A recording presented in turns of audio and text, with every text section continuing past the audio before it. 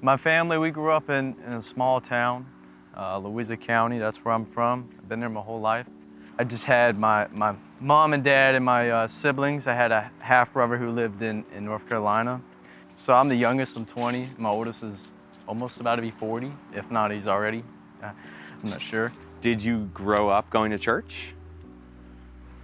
A little. We went a little when I was young, but we stopped going because my mom had a lot of, I guess, hurt with God. Because when I was really young, especially her, we had a lot of loss. I lost my aunt, uncles, grandparents, all by the age of 9. I even lost my childhood home as well. All I knew is, because I went to a lot of funerals, I just know that it's automatically assumed everyone goes to heaven. That's what it felt like. Can you identify like what were you longing for at that season of life? What were some of your deeper needs that you were aware of? That's a good question. Probably the need to feel known and loved and feel seen, you know?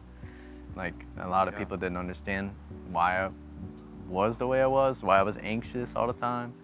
And it was just because of how I grew up.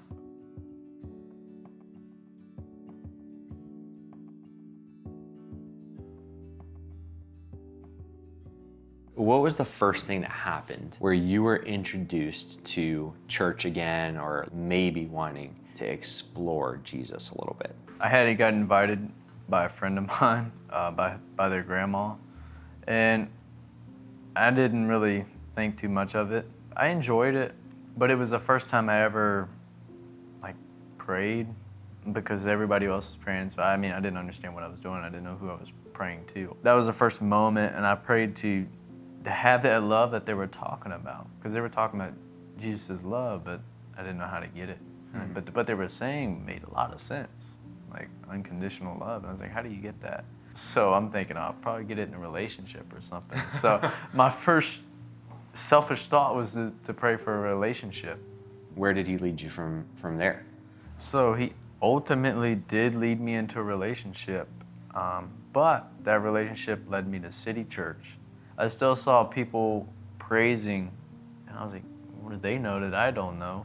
But I got not an invitation, but a notification about a Taste of Alpha. But I looked at it, and it said people who are facing big life questions, and I was.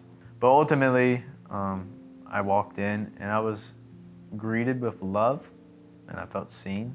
And growing up, that's all I wanted to feel. And I didn't understand the Holy Spirit, but knowing now, I felt the Spirit there, because I remember that feeling that was there.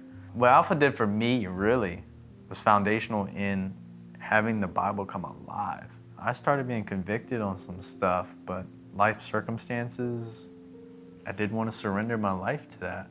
And it was a big battle, and I felt empty. I had a lot of health problems going on, a lot of financial stuff, family problems. And then at one moment, I had lost everything. I was like, I don't even know what to do anymore.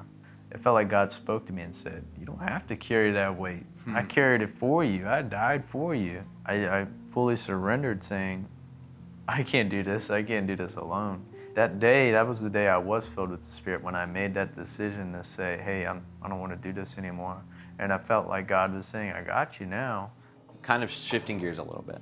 After Alpha and after encountering Jesus, you got involved in a life group at City Church. Yeah. Tell us about that life group.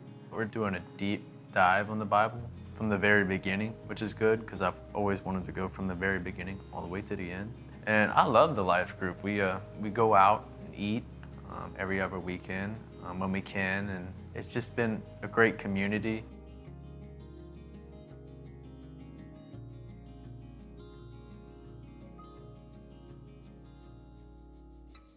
What kind of encouragement would you want to offer to somebody who might be hearing your story and might not be following Jesus yet, but they might be interested in faith or seeking?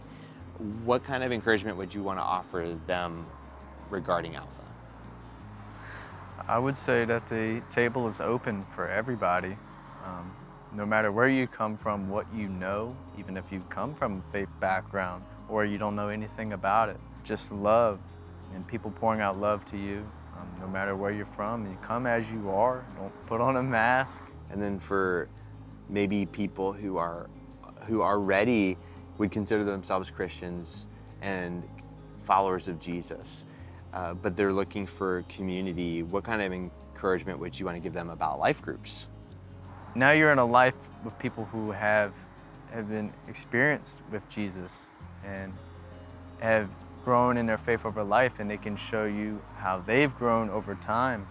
And you just get to see people from different experiences. And down the road, you'll see other people that are new to faith, and you can show them your story and encourage other people. And then not only does it fill them with the Holy Spirit, but it also fills you up to see what God is doing. You see a move of God there.